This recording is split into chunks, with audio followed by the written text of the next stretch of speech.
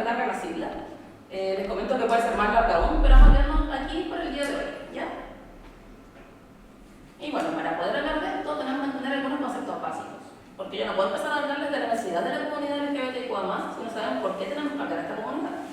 Entonces vamos a hablar un poquito de lo que es diversidad sexual, qué es la sexualidad, qué es la salud, a grandes rasgos, salud sexual y reproductiva, los derechos sexuales y reproductivos que son súper importantes, y la necesidad de la comunidad LGBTIQ+ en salud para ver entonces qué tenemos que hacer en la práctica ya en salud, en la práctica laboral, cuando tengamos usuarios. ¿Ya?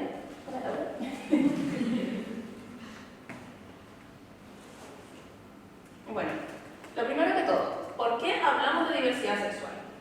¿A alguien aquí se le ocurre por qué hablamos de diversidad sexual? Porque es necesario visibilizar que somos personas todas individuales, diferentes, y que, por ejemplo, en lo que es una atención sanitaria debe ser centrada en la persona con su necesidad. Súper, muy buena definición, muchísimas gracias. Muy buena respuesta. Bueno, es importante entender que a qué nos referimos con diversidad sexual es que nos referimos a que hay una gama gigantesca de orientaciones sexuales e identidad de género. ¿Ya? Siempre nos enseñan que todo el mundo es heterosexual y que todo el mundo es cisgénero, siendo que esa no es la realidad de todas las personas, ya que por cada persona hay distintas formas de vivir. Por lo mismo es que históricamente son vulnerables los derechos de quienes nos desviamos un poco de la norma, de quienes no somos heterosexuales, quienes no somos cisgénero, quienes vamos un poquito más allá de lo que se entiende como lo tradicional, entre comillas. Y por esto es importante hablar de diversidad sexual para poder visibilizar lo que históricamente fue olvidado, lo que se fue erradicado por ciertas religiones. Por ejemplo, las culturas americanas siempre ha habido personas no binarias, solamente que llegó la religión católica y empezó a erradicarlas, incluso en el pueblo mapuche. ¿Ya?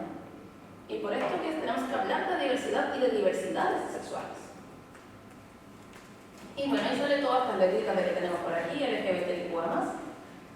Es una forma de representar un colectivo de personas, un grupo de personas que están afuera del heteronorma. ¿Ya? Tenemos personas lesbianas, personas gay, personas bisexuales, personas trans, personas intersexuales, personas queer, la comunidad asexuales arománticas y muchísimas más orientaciones y entidades. Y aquí yo les pregunto al público general, ¿hay alguna que no conocía? Ya. Bueno, antes de llegar allá, decimos, ¿por qué pasó esto? Porque está en línea. Ah, no puedo usar el láser. Parece que se... No quiero grabación, pero parece que se va a decir que se desfasa. Ah, se desfasa, creo. Ya está bien. Computador, estamos buenos, sí. Es No, después uso el láser. No, sí. No usa el láser, no se preocupe.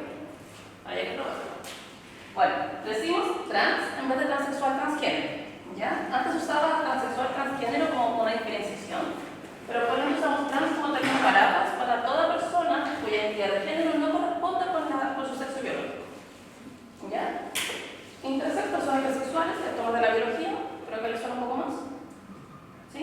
Personas que tienen variaciones anatómicas, fisiológicas respecto a su sexo biológico. Y ASEA, que me están preguntando, se refiere a la comunidad de personas asexuales arománticas. ¿Por qué está incluido en la diversidad sexual? Porque históricamente cuando vemos tele, cuando nos enseñan que somos chiquititos vamos a querer casarnos y tener hijos y ser felices. Y cuando somos más grandes no entiendo lo que significa y yo querer tener una pareja, tener sexo y ser feliz. Pero eso no le pasa a todo el mundo. Hay personas que no tienen interés en tener relaciones sexuales, que no tienen interés en tener parejas románticas.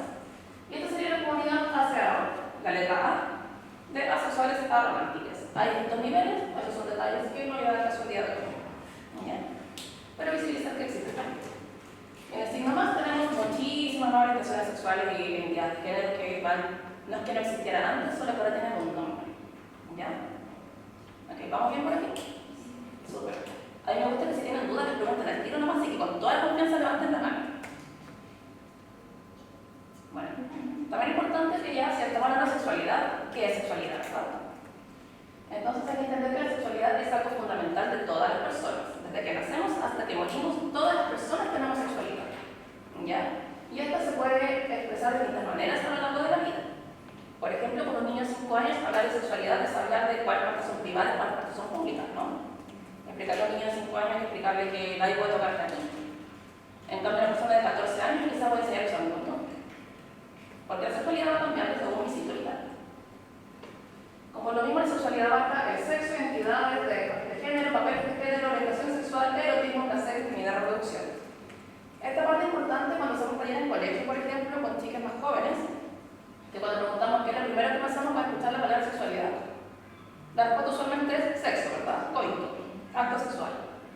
Siendo que la sexualidad es muchísimo más que eso, porque abarca muchas cosas de nuestra identidad. Se vivencia y expresa por pensamientos, fantasías, deseos, creencias, actitudes, valores, comportamientos, prácticas, funciones y relaciones. Es decir, no solamente que le gustó a esta persona o a otro sexo, sino que es muchísimo más allá de eso. Y por lo mismo pueden vivenciarse todo esto, pueden vivenciarse algunas cosas. Y pasamos entonces a esta galleta que quizás conocían. ¿Sí la conocen? Vamos a hacer un resumen rápido entonces. ¿Qué se refiere a esto? Sexo biológico, súper. ¿Y esto de acá? ¿Ya? ¿El de acá? ¿Cómo se siente? Esto por acá. ¿Cómo lo veo? Expresión. Expresión, ya, súper.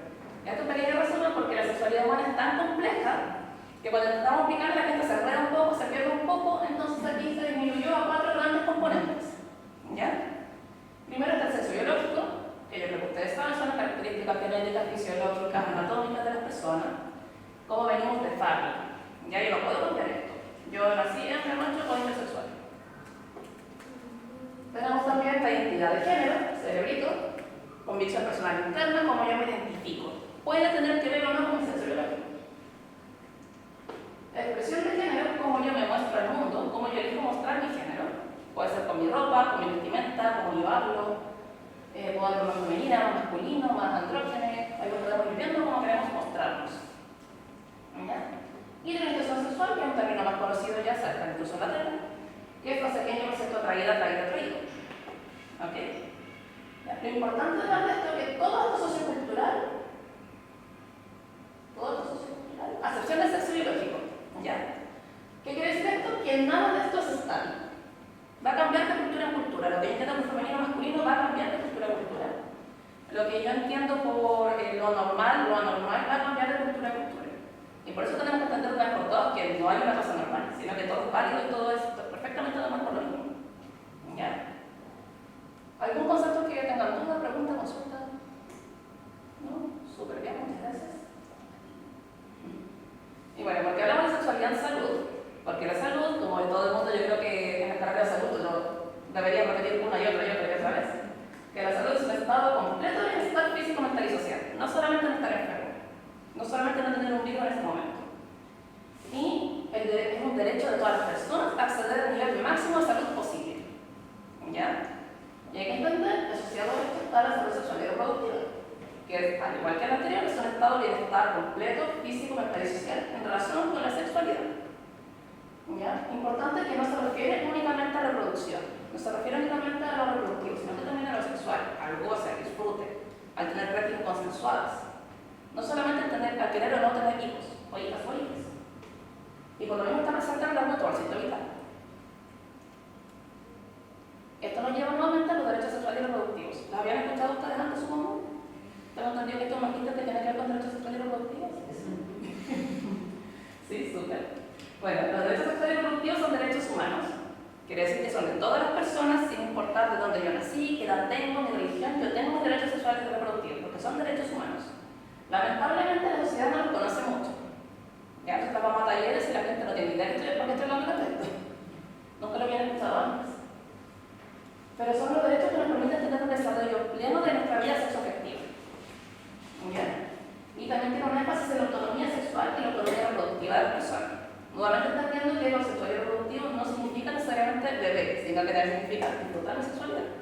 O incluso no querer tener ningún acto sexual, también es mi derecho. ¿Ya? Y los derechos sexuales y reproductivos son un montón, como vemos aquí tengo una lista de 15 derechos, no estoy segura si son todos, podemos meter alguno.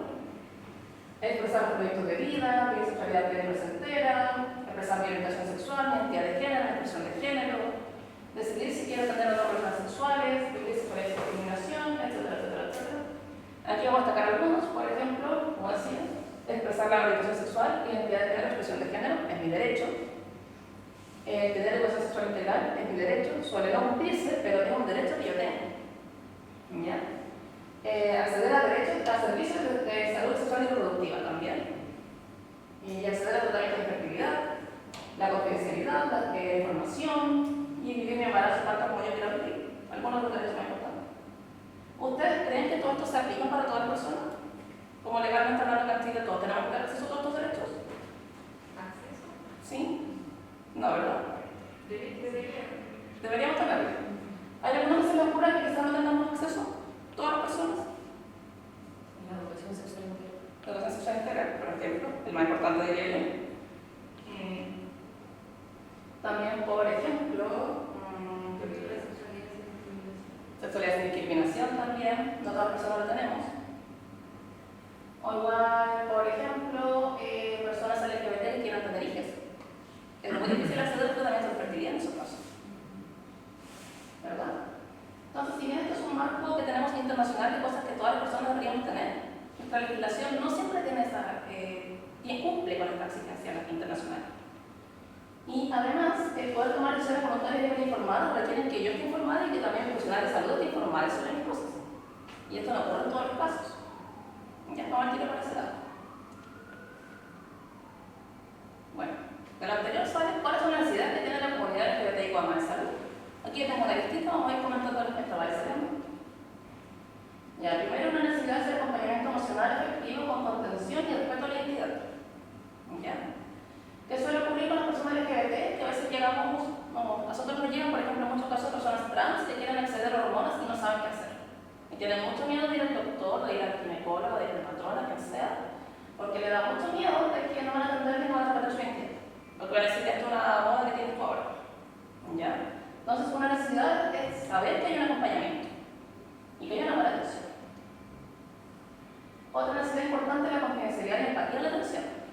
Porque aquí lo que suele ocurrir, por lo menos cuando yo era más chica, no estaba bien gracias porque mi abuela iba a saber conforme lo que le decía a la doctora. Porque no me da confidencialidad por estos mitos de que pueblo chico todo el mundo sabe todo. Entonces, una necesidad que tenemos que siempre reforzar es la necesidad de la confidencialidad y a la empatía en la atención también.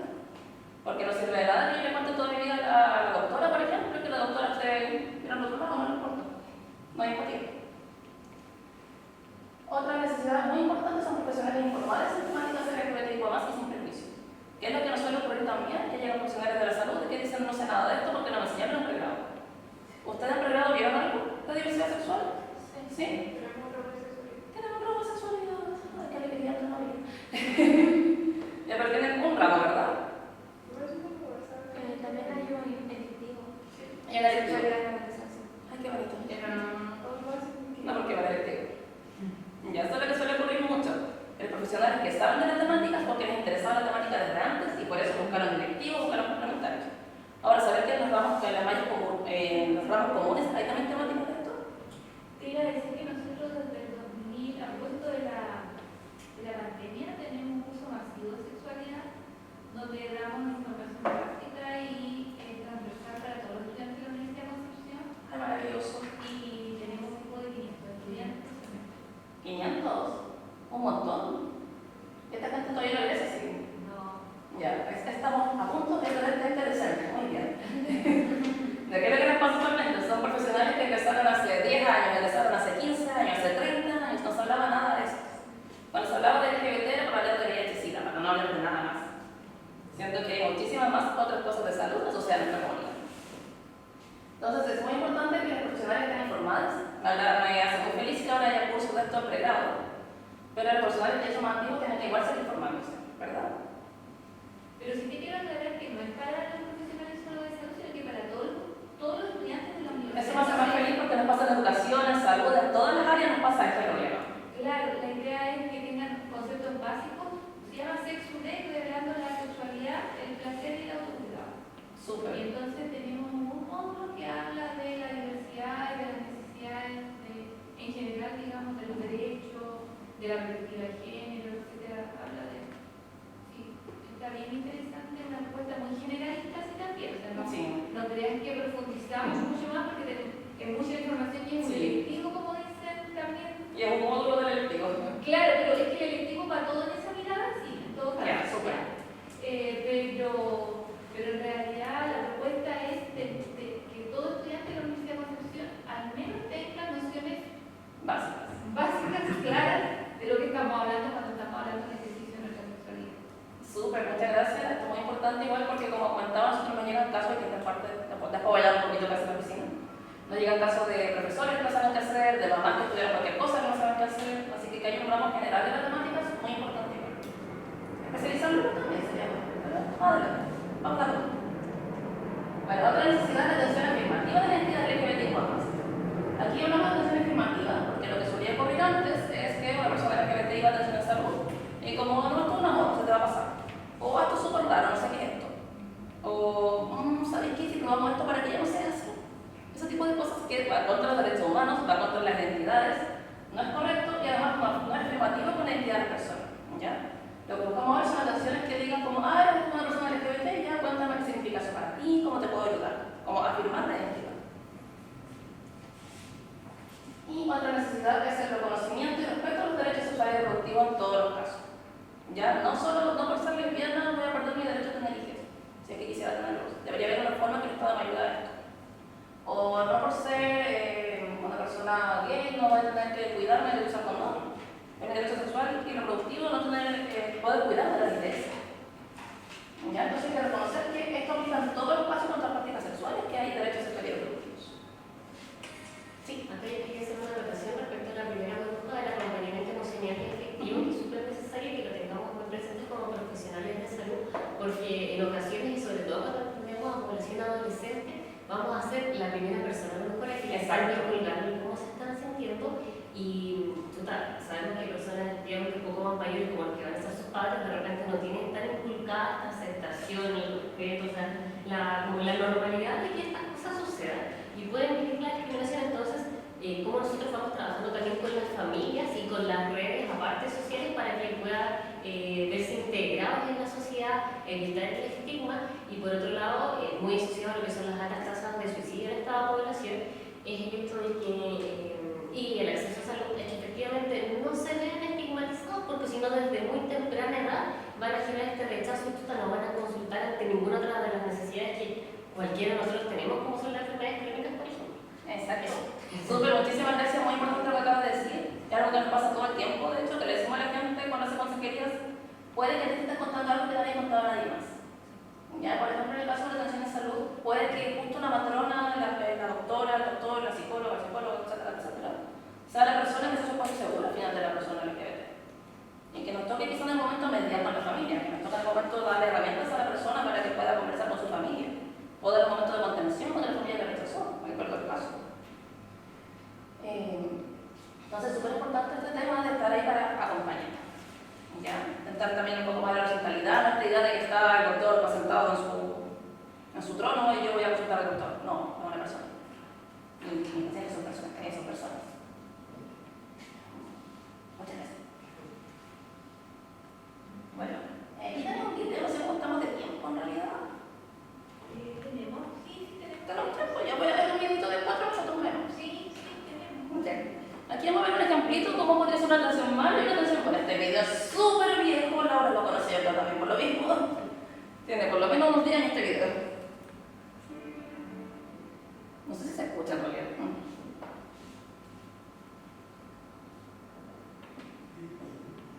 Alejandra Pérez. ¿Qué tal? Buenas tardes. ¿Edad? 22 años. Bien. ¿Por qué motivo consultas, Alejandra? Vengo a pedir pago. Bien. ¿Estás en pareja actualmente? Sí. ¿Y qué método anticonceptivo usas? Ninguno. ¿Tienes hijos? Sí. ¿De qué edades? Uno de 2 años y otro de 8. Bien. Bien. ¿Cuál fue la fecha de tu última menstruación? Ayer. Mm. Ayer me vi. Bien. ¿Pero generalmente tenés ciclos regulares? Sí. Bueno. No te vamos a poder revisar porque mostrando, ¿sí? Lo que sí te voy a hacer es la receta para el PAP, porque ya hace más de 2 años que no lo hacemos, ¿no? Lo que también voy a hacer es que voy a dar la receta para las pastillas anticonceptivas, que son las que hay acá en farmacia, ¿no? Y si no, lo que puedes hacer también ahí es pedir preservativos, ¿sí? Bueno, a menos que así por el trasero.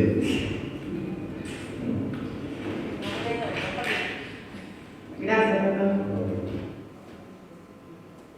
Bueno, este era el caso negativo. Básicamente la persona no le dijeron tienes pareja, ok, un comentario bastante perturbador por parte del médico.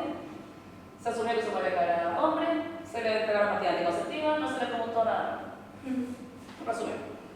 Caso 2, versión positiva. ¿Cómo podría ser? Pérez. ¿Qué tal? Buenas tardes. ¿Tu nombre? Alejandra, Alejandra. ¿Qué edad tienes, Alejandra? 32 años. Bueno, ¿por qué motivo consultas? Vengo a pedir el PAP. Bien. ¿Mantienes relaciones actualmente? Sí, ¿Estás soltera, en pareja, con múltiples parejas? en pareja. En pareja. ¿Con un hombre o con una mujer? Con una mujer. ¿Y tus parejas anteriores fueron siempre mujeres? Salía antes con varones, pero ahora salgo con mujeres. Sí. ¿Vivís actualmente con tu pareja? Sí, Bien. ¿Tienen hijos? sí. ¿Son tuyos, de tu pareja o adoptivos? Son adoptivos, los adoptamos juntas. Bien. ¿Y qué edad tienen? 2 y 8. 12 y 8. ¿Alguna vez estuviste embarazada, Alejandra? No. Bien. Bueno, venías por el PAP, decime, ¿te habías hecho uno anteriormente? No. En realidad, doctor nunca vino al ginecólogo. La cuestión es que me llaman 3 veces que me hago el carnet de salud porque se me vence cada 6 meses. Por eso es que me tengo que hacer el PAP y tengo que me duele. Incluso mi pareja tampoco se ha hecho nunca el PAP. No te preocupes, yo te voy a dar la orden para el PAP. Es una técnica sencilla que no duele, ¿sí? Son unos segundos y es una manera que tenemos para ver si tienes alguna infección o si está todo bien, ¿no? Es importante para prevenir el cáncer del cuello de útero. Decime, ¿cuál fue la fecha de tu última menstruación? Y hace 10 días, bueno, de hecho iba a decir que estaba menstruando en estos momentos porque me aterra el tema de la realización. ¿Sabes que es importante que te hagas el PAP? ¿No? Es una manera que nosotros tenemos de detectar lesiones premalignas o malignas del cuello uterino, ¿no? Que realmente vienen por una infección o de HPV, que también es una enfermedad de transmisión sexual, ¿no? Yo te voy a dar lo que es la receta para el PAP y también te voy a dar un folleto, ¿no? Que explica cómo hacer una barrera de látex y tiene otros consejos para mantener sexo seguro con las mujeres, ¿no? Servicio. Bueno, gracias. Por favor, que tengas un día. Bueno, cambio totalmente la película, ¿verdad? ¿Ya qué destacamos aquí como práctica positiva de este médico ecotécnico? Que no asumió cosas respecto a los experiencias. Súper. No asumió cosas, ¿verdad? Le hizo preguntas igual si su pareja era hombre, si era más de una pareja, si su pareja era mujer. Y lo mismo, porque pudo verse que ella sí, luego era viva y no era causa. Y es igual que los factores. Exacto. ¿Cuándo hizo como una anamnesis sin seco? Correcto, ¿verdad? Eso no Entonces, como la anamnesis tipo, que puede aplicarse a hombres, mujeres, personas no binarias, se puede aplicar en una causa sin seco. sin seco de género. Correcto. Igual además después profundizó. La paciente le comentó que nunca se había hecho el PAP porque le daba miedo. Y él le comentó que también hay ITS, hoy está la barrera de látex, y implica otras cosas extra que la paciente quizás no le iba a preguntar. Educó, ¿verdad? Bueno, este es un ejemplo un poco de por qué es importante hablar de salud sexual en temática LGBT. ¿Ya? ¿Esta fotografía en este momento? ¿Estás incomodando en este momento? Bueno, te mando esto como un punto de partida, quizás para empezar a discutir un poquito la propuesta para trabajar con personas LGBT y más de salud. ¿Ya? Aquí no pasamos, voy a pedir que manden un documento quizás un poco largo, que tenga una guía para orientaciones de atención a adolescentes. ¿Ya? Vamos a hablar de lo más importante sí que podemos hacer para trabajar con población LGBT que no sea solamente adolescentes además. Bien, perdón. Y bueno, esta guía tenía varias ideas, pero vamos a centrarnos en 2 ideas principales. Una, consideraciones en el espacio de salud y la otra para la atención. ¿Ya? Esto no lo llamamos vamos constitución grande del hospital, como todo el espacio completo. Bien. Primero, el desarrollo de políticas a nivel local basados en evidencia científica. ¿Qué es lo que suele ocurrir? Nos quedamos con lo nacional. Entonces, lo que pasa en Santiago es lo mismo que pasaría en un pueblito por ahí perdido en el Alto Biobío. Una familia totalmente distinta, ¿no? Entonces, por eso es muy importante que las políticas empiecen a desarrollarse no solo a nivel nacional, sino que se vayan adaptando a cada territorio. ¿Ya? Y además es muy importante que se base en evidencia científica. Porque antes había muchísimos mitos con lo que es el homosexualismo, el transexualismo, estas cosas que estaban en el CIE, en el DSM, que eso no estaba bien, porque no estaba basado en evidencia científica, no solamente el prejuicio que tenía la gente. Algunos ejemplos cómo podemos desarrollar estas políticas públicas, a nivel local, son los programas de salud, que están, por ejemplo, la Miguel del programa de salud trans, o el Mesa de Participación Social en Salud, que también se hicieron en Higueras. como primer lugar de Chile que ocurrieron estas cosas. Y estas son iniciativas locales. ¿Ya? Esto demuestra que se puede. Porque a veces nos pasa que vamos a un lugar y dicen, no, que la normativa nacional dice que no puedo hacer esto. En realidad dice, no dice nada. Puedes hacer lo que quieras y no dice nada. ¿Ya? Otra consideración importante en el cuadro de salud es la sensibilización y capacitación de profesionales en temas asociados a la diversidad sexual. Porque como comentábamos, la generación hasta ahora recién está teniendo educación en esta temática. Los profesionales de antes no. Entonces es importante que las personas se sensibilicen, que se capaciten y darles la facilidad para ello. Porque ¿qué pasa si una persona en realidad no tiene los medios o el tiempo para pagar un magíster en la temática? Sería bueno que el mismo centro de salud tenga alguna alternativa. ¿Ya? Y tanto entonces la opción de incluir el programa de capacitación. Nuevamente Talcahuano, nuestro mayor ejemplo como costumbre, lo tienen en el PAC, que es el programa de la de capacitaciones, tiene temáticas de sexualidad y de diversidad sexual. ¿Y eso lo hacen a nivel de hospital o a nivel de ARS? Ambos. Tienen algunas cosas para el PAC del hospital Higuera, del hospital Ramón del hospital Tomé, y también para la ronda ARS. Hay momentos creo que ven cupos y los llevan todos al mismo lugar, no estoy muy segura del detalle, porque no trabajo ahí. Pero tienen para todos sí, distintos niveles. E incluso una sensibilización para los guardias, en algunas ocasiones, porque la puerta de entrada se toma la puerta de entrada hospital. Entonces es súper importante que no solo tengo que capacitar a la matrona del referente de género, tengo que capacitar a todo el sistema de referencia, o a todo el hospital. ¿Ya? Otra consideración, que es una recomendación ya internacional, es la inclusión de la diversidad sexual en formularios de instrumento de recolección de datos. Ya el Instituto Internacional de Salud te recomienda que esté la planilla, por ejemplo, preguntar por orientación sexual, preguntar por identidad de género, preguntar por nombre social, preguntar por pronombres. ¿Ya? En algunos casos, como esto viola la confidencialidad de algunas personas, pero esto viene de clínica, privado. Y puede ser voluntario, puede que una persona no tenga el valor aún de asumir su identidad, su orientación sexual y no quiere completarla, puede no completarla, pero que esté la opción. Porque actualmente cuando preguntan ya cuántas personas trans existen, no sabemos, no está el número. ¿Cuántas personas lesbianas? No está el número. Porque no tenemos ningún instrumento para recolectar esto. Entonces vieron la noticia el otro día que estaba el tema del censo, que tampoco va a preguntar por orientación sexual. Entonces de la otra va a quedar sin ese número. No lo van a preguntar. No quedó. Perdí. Pero bueno, entonces es importante que además al incluir la pregunta, la persona se abre. Porque estoy en un lugar que para reconocer que existo, voy a abrirme más. Estoy en un lugar donde ya tenía miedo de antes que van a asumir que soy una cosa que no soy.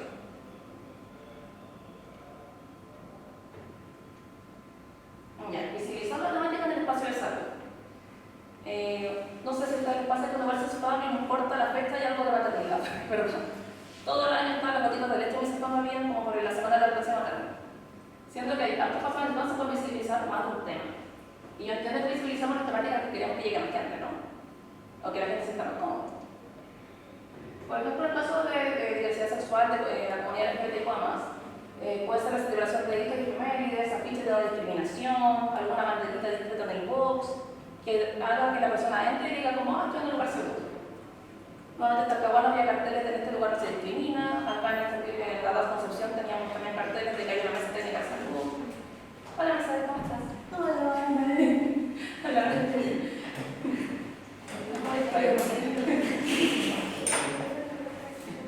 Entonces, hay muchas formas de visibilizar. Ya no necesariamente tengo que poner un lugar específico dedicado a lo LGBT todo el año, pero, por ejemplo, un puño que no te da orgullo tener un tendedero de información. Hay muchas formas de visibilizar que esto es un tema, que esto existe y que mi lugar de trabajo lo reconoce. ¿Ya? También considerar que tener material educativo en salud sexual es útil para todas las personas, que no sea solamente cómo usar el condón de pene, sino que sea cómo usar el condón vaginal, que sea cómo usar, cómo convertirlo todo en una barrera de látex, por ejemplo, que las ITS son para todas las personas, para toda práctica sexual, algo de ITS. Entonces, que se reconozca todo tipo de relaciones sexuales y todos son válidas, además. Ya es importante mantenerlo en el centro de salud. Importante igual revisar los protocolos y la evaluación periódica de atención. Porque ¿qué pasa con el protocolo? Se condice con la realidad, bueno, escribieron en el año 1980 y ya no funciona, se la pasaba a internet, por ejemplo. La atención está respetando la confidencialidad, está respetando el contrato, hay algún número de reclamos en los IRS en temática, hay que estar siempre pendiente de esas cosas. ¿Ya? Y que esto sea periódico, no como que lo hice en 2010, no va a hacerlo nunca más. No, cada 5 años, cada 3 años, no sé, las políticas de salud de cada 5 años, tienen que ir revisando el protocolo. Reforzar la aplicación de circulares normativas vigentes. Aquí pregunta al público, ¿qué circulares normativas conocen ustedes que defienden a la comunidad LGBT en salud?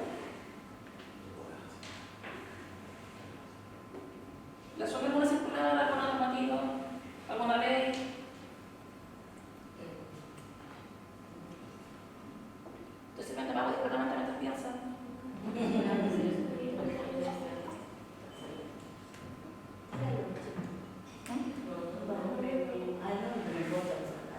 Algo que salió hace un par de meses asociado a la salud mental.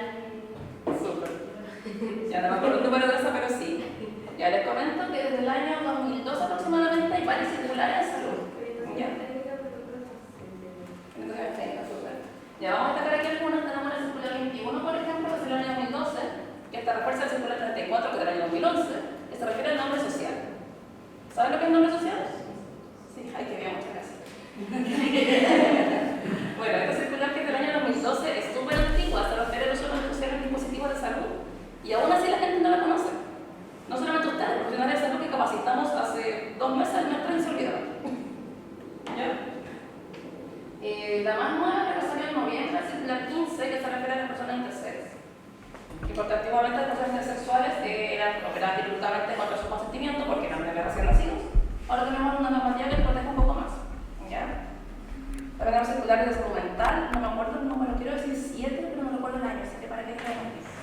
¿Ya? Sí, también tenemos leyes. Circular 6, muchas gracias. 2021. 22.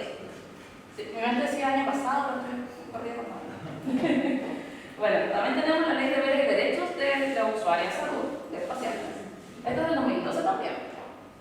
También tenemos la ley de discriminación, también conocida como ley Zamudio, que nos dice que nadie puede ser discriminado en ningún contexto por discriminación arbitraria. Tenemos la ley de identidad de género del año 2018. Entonces tenemos bastantes legislaciones circulares, pero que las personas no las conocen. Porque yo las conozco porque trabajo en el tema, no sé. El resto de la gente al parecer no tiene para qué saberlo. Entonces por eso es importante siempre estar reforzando cómo se aplica la circular y cómo funciona. En el tema del circular 21 de nombre social, por ejemplo, va un nombre escrito y el otro nombre entre paréntesis. Y lo que suele ocurrir es que la persona nombra el incorrecto, nombre legal. Porque no está capacitado de cómo se aplica el circular 21. ¿Ya? ¿Dudas, preguntas, consultas? ¿Vamos bien en el momento de dudas? ¿Vamos bien? Entonces lo importante es saber lo que dice. Y bueno, también es muy importante fortalecer las redes de salud y educación. ¿Por qué pasa esto? Porque pensemos que hay muchísima población adolescente, también muchísimos apoderados también que no saben de la temática. Y por ello hay muchas alternativas para acercar la salud a la educación y viceversa.